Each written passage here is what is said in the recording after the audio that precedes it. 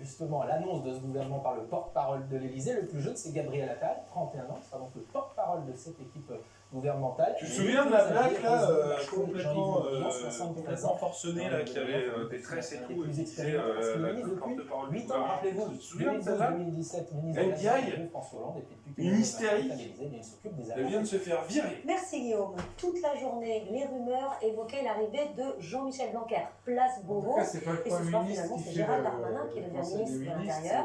Il avait déjà été pressenti à ce poste en octobre 2018, lors du dernier gros remaniement. Il succède à Christophe Castaner, Benjamin Delon, Carole Coelho et Georges Piedmont. Christophe Castaner, au revoir. À 37 ans, Gérald Darmanin devient ce soir le plus jeune ministre de l'Intérieur de la Ve République. Une promotion pour cet ancien député Les Républicains, en charge depuis 3 ans du ministère de l'Action et des Comptes publics. Prise de guerre d'Emmanuel Macron en 2017, Gérald Darmanin a été le président de la République. Non, il voulait un État où la police, elle a tous les droits. il va au trou de bol là. Au printemps dernier. Sa nomination place Beauvau est une surprise, y compris pour les syndicats de police, qui ne comptent pas faire preuve d'indulgence envers lui. On n'a pas d'a priori défavorable, quelle que soit la personne qui devient ministre de l'Intérieur. Simplement que nous attendons maintenant, aujourd'hui, des actes forts. Il n'y aura pas d'état de grâce pour M. Darmanin. Ces dernières heures, Gérald Darmanin a pesé de tout son poids politique pour obtenir le grand ministère régalien dont il rêvait. Aussi à l'aise avec Nicolas Sarkozy qu'avec Xavier Bertrand, réputé proche de la droite sécuritaire et se disant gaulliste social, le nouveau ministre de l'Intérieur cultive un art de la synthèse qui devrait lui être nécessaire dans les négociations à venir. Nous prenons acte de la nomination donc, de M. Gérald Darmanin à la tête d'un ministère qui est en crise, puisqu'il y a un malaise profond au sein notamment des forces de l'ordre et au sein notamment des policiers que je représente aujourd'hui. Il a une tâche qui va être rude. Le maître de la justice, c'est devenu un avocat. Il y a un mois, la Cour d'appel de Paris a annoncé la réouverture de l'enquête liée à une plainte pour viol déposée contre lui. En 2018, la justice avait d'abord ordonné un non-lieu dans l'affaire. Christophe Castaner perd donc l'intérieur et sort du gouvernement malgré sa proximité avec le chef de l'État. C'était un soutien de la première heure. Nicole Belloubet s'en va elle aussi, victime notamment de l'hostilité des avocats qui ont fait grève pendant des mois contre la réforme des retraites. Et puis à noter le départ de Sibeth Ndiaye, qui faisait partie du premier cercle d'Emmanuel Macron pendant sa campagne. La pire porte-parole qu'on ait jamais entendue. Le gouvernement Castex se fera sans ses anciens poids lourds. Christophe Castaner quitte le ministère de l'Intérieur. Rien n'allait plus entre l'ex-premier flic de France et les autres.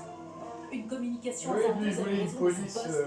Derrière l'adresse en date, sa menace de suspendre chaque policier en cas, je cite, de soupçons avérés de racisme. Aujourd'hui, il ne soutient pas sa police. Moi, j'ai cherché un peu partout dans tous les lexiques, j'ai eu du mal à trouver la définition de soupçon avéré. En pleine crise des Gilets jaunes, sa stratégie de maintien de l'ordre ou encore ses mea culpa trop nombreux pèsent aussi dans son éviction. La proximité de ce marcheur de la première heure avec Emmanuel Macron n'aura pas suffi à lui faire obtenir un autre ministère. Exit aussi Nicole Belloubet, en cause des relations calamiteuses avec magistrats et avocats, idem avec les surveillants pénitentiaires. Je suis là pour ça, pour dialoguer, pour essayer de voir comment on peut améliorer la situation. Je suis vraiment là pour ça.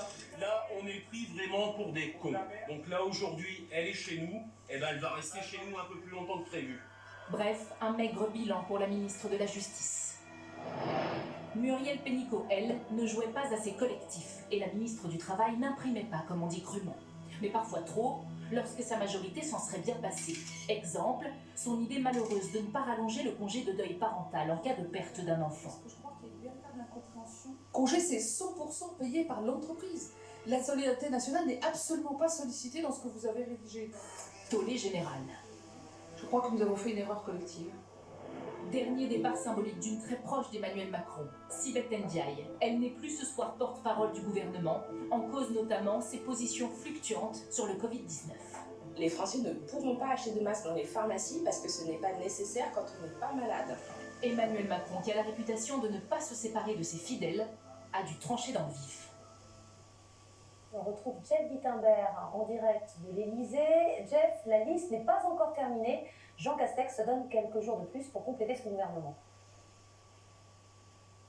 Effectivement, bonsoir Anne-Sophie. Une liste de secrétaires d'État va venir compléter d'ici quelques jours cette liste déjà étoffée de 31 ministres et ministres délégués. Alors, c'est plutôt une vingtaine de noms ce soir. Ces secrétaires d'État, on les connaîtra dans quelques jours, pas tout de suite. Nous expliquer l'entourage du président tout à l'heure, parce qu'il y a déjà eu beaucoup de travail, je cite, pour former cette équipe. Demain, ici à l'Élysée, premier conseil des ministres. Demain, ici à 15h. Et la première séance des questions au gouvernement, elle aura lieu le lendemain, mercredi. On guettera, bien sûr, par exemple, les premières réponses d'Éric Dupond-Moretti, le nouveau garde des Sceaux, dont on apprend Éric Dupond de Moretti, tu vois qui c'est comme avocat?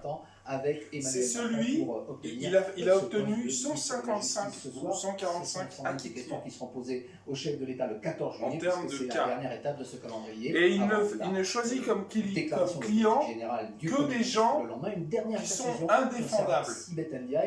Des gens indéfendables qu'il a réussi à faire acquitter. Il est devenu le garde des Sceaux.